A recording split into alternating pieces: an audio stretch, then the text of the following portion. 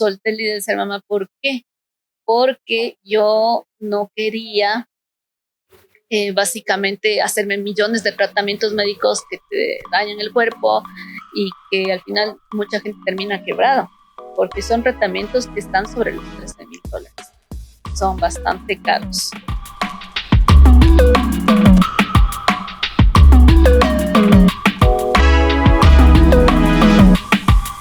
Y ya estamos en un nuevo capítulo de Como Niña y hoy tenemos una invitada muy especial. Se trata de Caro Enríquez, una colega que yo conozco desde hace más de 20 años. Ella y yo empezamos juntas en un canal nacional, en Gamavisión. Le recuerdo, estábamos siempre como por ahí en contacto en nuestros inicios y bueno, a lo largo de la vida hemos seguido caminando también en diferentes lugares. Caro es periodista, ha trabajado en varios medios de comunicación, grandes medios, como por ejemplo El Comercio, también estuvo en La Posta y en diferentes medios de comunicación en los que ha seguido moviendo también su carrera periodística, una top de la economía y hoy tengo el gusto de tenerla por acá. Vamos a hablar de un tema que nos mueve mucho y es el no poder ser mamá. Vamos a conversar con ella nos va a contar su experiencia y su lucha también en el proceso de tener un embarazo y cómo ha sido todo esto para ella. Antes, queremos agradecer a los auspiciantes de este programa. Muchas gracias al Hotel Park. Hoy nos ha traído un delicioso chocolatito para compartir por acá con nuestra invitada. Ya nos lo vamos a ir a tomar. Muchas gracias a Lo Park, que es la casa del podcast y que tiene aquí unos rincones espectaculares. Tienen un coworking que está, ustedes no saben, muy chévere, además de la comida deliciosa y todo lo que pueden encontrar por acá. Gracias también a Redux, la clínica de la belleza, por si ustedes quieren hacer cualquier cambio, cualquier cosa que ustedes quieran para verse más guapas, pues ahí está Redux, la clínica de la belleza. Golden, porque si ustedes necesitan tener la mejor información, ustedes pueden ir a ver de qué está hablando la gente en las redes sociales, qué es lo que pasa en el universo digital, qué es lo que tienen que hacer, www.GoSocialSuite, y ahí ustedes pueden encontrar todo lo que está pasando. No crean en cualquier cosa, en cualquier cuento, más bien vayan a Go Social Suite y revisen qué es lo que está pasando sobre los diferentes temas. Y también, obviamente, al más crack de todos, que es mi doctor José Maldonado de Dental Alliance, el director clínico, el director de esta clínica espectacular. Muchas gracias a todos ellos que obviamente permiten que este espacio llegue a ustedes. Bienvenida, Caro. Gracias por estar aquí, por acompañarnos. Nos vamos a tomar un chocolatito caliente. Muchas para gracias. El alma. Sí, así amiga. Es que, gracias. Salud por ahí. Salud. Mi Caro, cuéntame, por favor, porque hoy nos trae un tema muy personal, que es el tema de cómo ha sido todo el proceso de querer ser mamá y cómo ha sido también todo cómo has vivido el proceso de no poder ser mamá, cómo lo fuiste asumiendo. Cuéntame un poquito cómo ha sido todo esto. Sí, claro. Bueno, a ver, vamos a empezar desde el principio cuando no tenía previsto todavía ser mamá.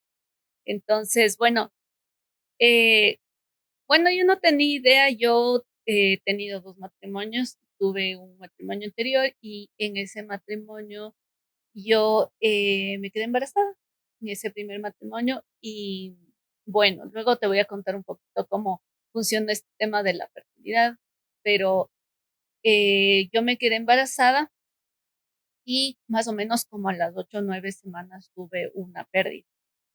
Entonces, bueno, se supone que cuando yo esas primeras semanas de embarazo estaba todo normal, pero fue algo así como repentino. Yo soy una persona de números, como tú sabes. Yo manejo mucho el tema de números porque he estado relacionada con la economía. Y bueno, cuando tú vas al médico, te dicen que te van a revisar una cifra, una hormona, la cifra de una hormona. Entonces, para ver cómo esta hormona, que es la HCG, permite que va creciendo el embrión. En mi caso, la hormona en las primeras semanas empezó a crecer bien y de pronto, en este caso, ya te voy a contar lo que pasó más adelante, pero en este primer caso debe haber dejado de crecer y fue en el momento en que yo tuve la pérdida. Y de hecho estaba creciendo muy bien y yo tuve la pérdida. Esto fue más o menos en abril del 2015, más o menos. Y después de eso, al inicio te dicen eso le pasa a todas las mujeres. El tema de la pérdida, o sea, como que te bajaron el nivel de la cosa, ¿no? Sí, te dicen, muchas mujeres les pasa lo mismo y después vuelven a tener. Muchas mujeres es un tema que puede suceder accidentalmente, un caso fortuito, y no lo ven como que puede ser un signo de alarma a O una largo amenaza plazo. real. Ajá.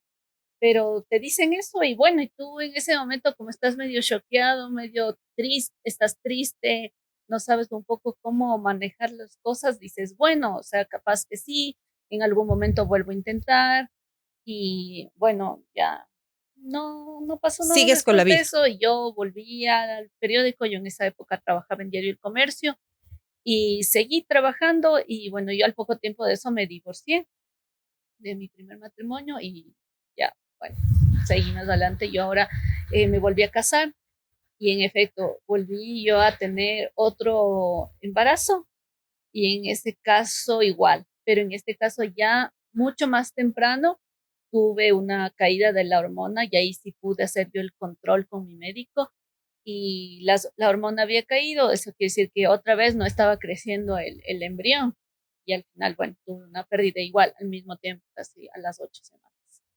Y después en el año 2023, más o menos, sí, creo que fue en sí, mayo del 2023. En cambio, yo ya, se supone que yo ya no me iba a embarazar y después resulta que me volví a embarazar y volví a tener otra pérdida. Esa fue una pérdida inesperada y porque yo no tenía idea de que estaba embarazada en primer lugar y bueno, no había tenido el periodo y fui a atenderme, en efecto estaba embarazada, pero ya igual había sido mucho más temprano la pérdida en ese caso y ya pues me tuvieron que hacer el procedimiento quirúrgico.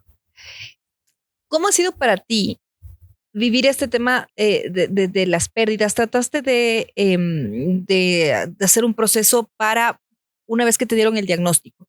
Y te dije, ¿cómo fue eso? O sea, te dijeron, usted tiene esto, ¿al qué tiempo? ¿Cómo fue eso? Fue un proceso en realidad largo y por eso yo en esta conversación que estamos teniendo ahorita, yo sí quiero decirle mucho a las mujeres que presten atención a esos signos de alarma. No es como la gente te dice, sí, le pasa a todas las mujeres, capaz que en algunos casos sí, pero en algunos casos no.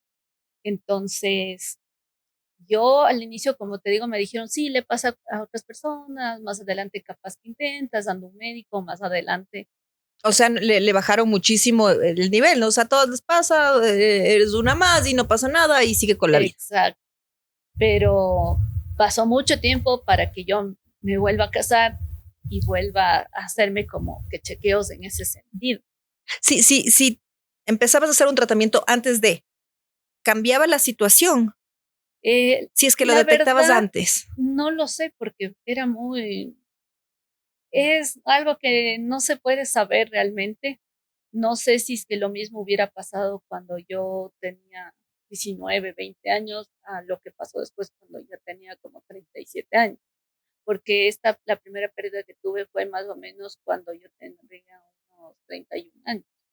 Entonces, tampoco es que era una edad tan terrible para embarazarse. No, pues 30.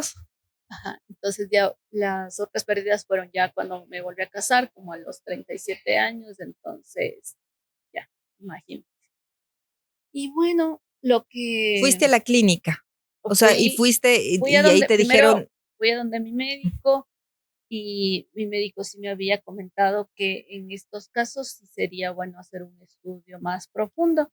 Entonces era mi ginecólogo general y fui a una clínica especializada en temas de fertilidad. Cuando fui a la clínica, no me acuerdo en qué año fue, creo que fue en el 2022, no me acuerdo exactamente, 21 o 22, no me acuerdo. Pero fui allá y me hicieron tratar, me trataron y bueno, ahí se supo que yo tenía un diagnóstico de baja reserva ovárica. ¿Qué quiere decir esto? Que en mis ovarios tenía muy poquitos óvulos y que eran óvulos de baja calidad. Entonces, uno como siempre se queda picado y dice, no, capaz que no es, capaz busco una segunda opinión, busco una segunda opinión, más o menos un año después tuve el mismo diagnóstico. Entonces, para mí fue como que yo soy una persona que usualmente no me gusta quedarme enganchada en las cosas.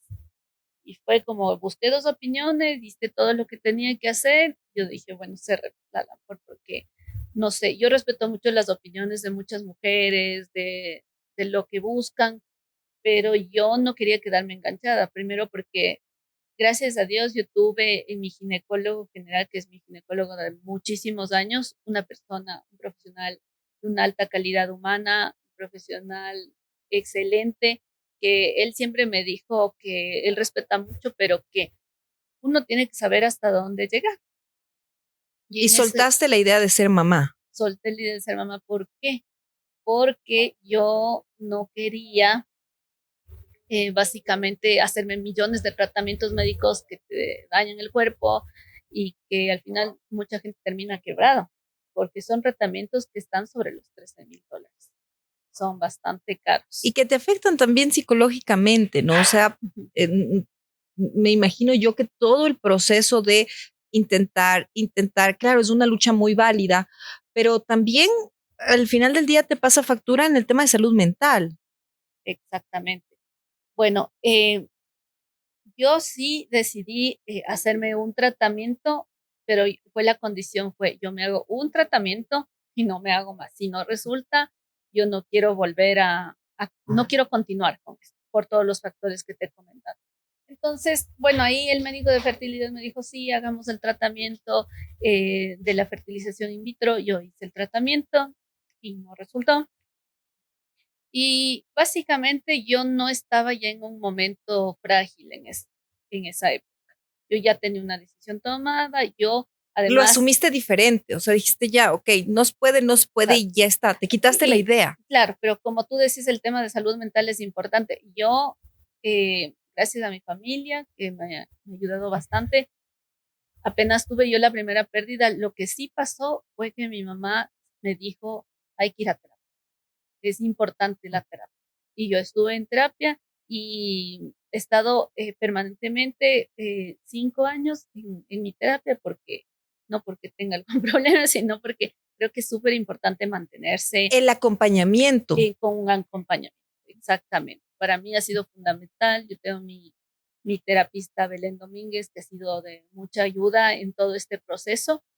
Y también lo que yo hice, porque ya sabes, como uno es periodista y siempre quiere saber, investigar, buscar, yo lo que hice fue buscar muchas fundaciones o organizaciones que estén relacionadas o que atiendan o vean, ayuden de alguna manera a las mujeres que estamos en estos procesos de duelo por pérdidas antes del parto o pérdidas después del parto. Y bueno, gracias a Dios lo encontré.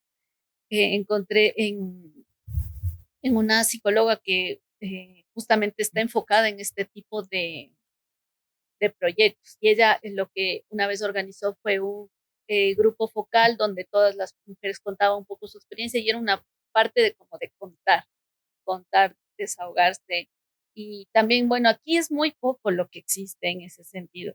Es muy, muy bajo y eso es difícil para las mujeres que estamos en nuestra situación o que han pasado por esto. Es muy poco o pueden hablar a través de grupos en redes sociales, pero no es que es algo demasiado estructurado. Conforme ha ido pasando el tiempo, he ido descubriendo que sí hay otras organizaciones que sí te ayudan en esto. No solo la que yo fui, sé que hay otras, yo no he asistido a las otras, pero sí con Paola, que es una psicóloga con la que he asistido también para estos grupos focales y es bueno porque ahí tú te desahogas, tú cuentas.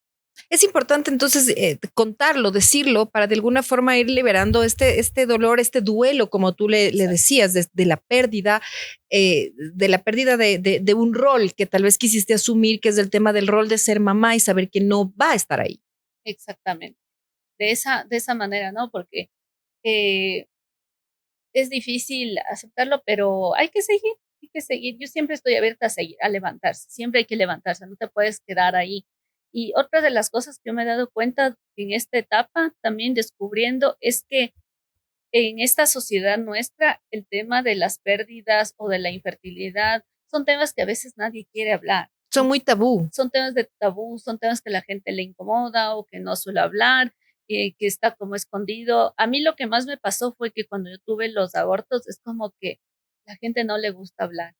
Incluso no dentro de mi familia nuclear, pero sí familia lejana, sí les costaba hablar, era como que les daba cositas. No querían preguntar, se sentían como, Sí, se sentían incómodos de hablar de ese tema. Incluso en esa misma época, una pariente mía tuvo una pérdida y fue como, yo le dije, yo te entiendo, yo le escribí, yo te entiendo, yo también he tenido pérdidas, yo sé cómo es esto, o sea, intentando ser esa vía de ayuda que no todas las mujeres tienen. claro, porque pasaste por eso. Claro, y ella solo me respondió gracias. Y es porque eso, y ahí vamos nuevamente al tema psicológico. Las mismas mujeres tienen miedo de hablar del tema porque están golpeadas, porque están afectadas. Y sí creo que es fundamental que tengan asistencia psicológica, que tengan también asistencia familiar, porque si tú tienes a una familia que te apoya, yo en este caso tenía a mi esposo, tenía a mis papás, también a mi grupo de amigos, eh, yo tuve ese acompañamiento. Además, bueno, yo soy una persona muy creyente, tenía Dios que estaba conmigo, entonces para mí fue como difícil, pero sin embargo yo logré salir adelante y yo en un momento, por eso te dije, ya cuando tuve mi tercera pérdida, yo estaba en otro momento, no de fragilidad, sino, eh, digamos, empoderada. Claro, Entonces de ya asumirlo. de asumir, de tomar decisiones y de no quedarme enganchada a eso. Caro, ¿cómo fue el proceso para tu esposo? Él soñaba con ser Mm. papá, ¿cómo lo fueron sobrellevando en pareja? Mi esposo es una persona que siempre está súper abierta a cualquier cosa. Él estuvo incluso en terapia conmigo permanentemente. O sea, hicieron terapia de pareja por el tema de Hicimos que no podían ser papás. exactamente. Y él tenía el sueño de ser papá. Él quería ser papá, pero él, esto es lo importante en una relación de pareja y en situaciones como estas, estar alineados, tener una misma enfoque de vida. Y él también dijo, bueno, si ya no se puede, no, no vamos a forzar. Y él también decía, yo no quiero hacerme pedazos psicológicamente, no quiero insistir, no quiero estar sufriendo porque no se da, hacerme miles de tratamientos, quebrar. O sea, él es una persona como súper abierta y dijo, no, no, y yo además va a ser una decisión conjunta y creo que estamos bajo el mismo lineamiento y vamos, sigamos adelante. Esto fue ya en la última pérdida, después de pasar el proceso Fue, buscando. ya lo veníamos hablando después de la pérdida que tuvimos, de la segunda pérdida. Ajá. Entonces ya lo veníamos hablando, como te dije, la tercera pérdida fue como que algo un poco inesperado, pero en general él eh, fue una persona muy paciente, muy amorosa conmigo y además de que siempre se enfocó en la misma línea mental que yo tenía, que era no seguir más. Y ya esto voy a contarte un poquito de casos que yo he visto, porque aquí todos creen que es normal tener hijos, obvio, sí, pero en cambio no ser infértil es una cosa, como te decía, que a la gente le cuesta mucho hablar. Y en Ecuador hay muchos casos de gente que está en esta situación. Yo tengo muchos amigos cercanos que son de mi edad, que están en un mismo círculo, que enfrentan la misma situación. He visto casos muy complicados que han tenido situaciones psicológicas muy complicadas de mujeres de mi grupo, fuera de mi grupo, que han llegado hasta situaciones muy graves psicológicamente por esta situación. Entonces, es complejo cuando tú no has recibido tratamiento o cuando tú estás en negación, digamos. Pasar el proceso de la negación, ¿cuánto tiempo te llevó? Yo creo que fue cuando me dijo, o sea, es que entre la primera pérdida y la segunda pasaron muchísimos años. No, no, ahí no había una negación, era como No, todo pasó, así es, les pasa a todas, una más, no pasa nada, sigamos con la vida. claro, creo que la Pero no, no negación hubo un se fue, punto sí, en el que dijiste, no, pero no puede ser, o sea, cuando como, dije que quería una segunda opinión. Creo que fue ahí. Y además, yo también me atendí con una médica especial de una técnica que se llama naprotecnología, que también está enfocada en este tema de la infertilidad. Y con ella Estuve unos meses y después, claro, busqué la otra opinión con el otro infertólogo y finalmente ya me confirmaron el diagnóstico. Entonces yo dije, no, pues, o sea, yo no voy a forzarle a mi cuerpo, yo no me quiero dañar mi cuerpo. Yo pasé por la fertilización in vitro y para mí, no sé para el resto, para mí, yo te puedo decir que es un proceso físicamente Desgastante. muy horrible, más que todo físicamente. El procedimiento te lo hacen incluso sin anestesia, porque así es el Ay, qué procedimiento. Y doloroso. no, o sea, esto reafirmó, yo no quiero volver a pasar por esto. Me Del dolor, pareció ¿no? tremendo, ajá. Y tienes un montón de cantidad de hormonas que te inyectan para que puedas tú sostener el embarazo y la verdad, no, o sea, para mí fue un punto final. Eso. Claro, más allá del acompañamiento en pareja y todo lo que me has comentado de contarlo, de hablarlo, de que dejen de ser temas tabús también, a mí me gustaría mucho que hay una comunidad de mujeres que nos sigue en este programa y que muchas de ellas seguramente estén pasando por situaciones similares. ¿Cuál es el consejo y el llamado que tú les darías? Claro que sí, amiga. Lo que tienen que darse cuenta es que si ustedes quieren ser mamás realmente, si están pensando en eso y son muy jóvenes o principalmente, se hagan un control, vayan al médico y vean cuál es su situación, pero hagan un control a profundidad, no un control así general. No es importante un control a profundidad. Y también es importante que hagan controles continuos. Igual, si tú no quieres ser mamá o no te lo has planteado todavía por ahora, o tal vez más adelante si quieras, porque conozco también muchas amigas que en un inicio no querían, luego sí, y les pasó cosas como a mí, que igual, o sea, si no es tu momento hoy, al menos tengas una certeza de qué le está pasando a tu cuerpo, porque eso te va a dar una luz de lo que puedes hacer en el futuro. Claro, y ya para cerrar, ¿has sentido tal vez de alguna forma, te has sentido señalada o el rechazo de ella? Pues vivimos en una sociedad súper cruchupa, además, que los roles tienen que ser establecidos o sea, naces, tienes que reproducirte, tienes que tener una familia tradicional, hay mucha de esa carga. ¿Has sentido alguna vez que has sido señalada por el tema de la Sí, infertilidad? sí, alguna vez me dijeron, alguien me dijo, y es hora de que dejes de cuidar gatos y tengas un hijo. Y yo a esas personas no, realmente no les contesto, porque, ¿para qué? No, no te va a ayudar ni te va a permitir que sigas adelante en tu proceso oyendo ese tipo de comentarios. Además de que, como te digo, Lo soltaste, o sea, he tenido acompañamiento, siempre he estado como muy fuerte mentalmente en este sentido y sé tolerar esas situaciones.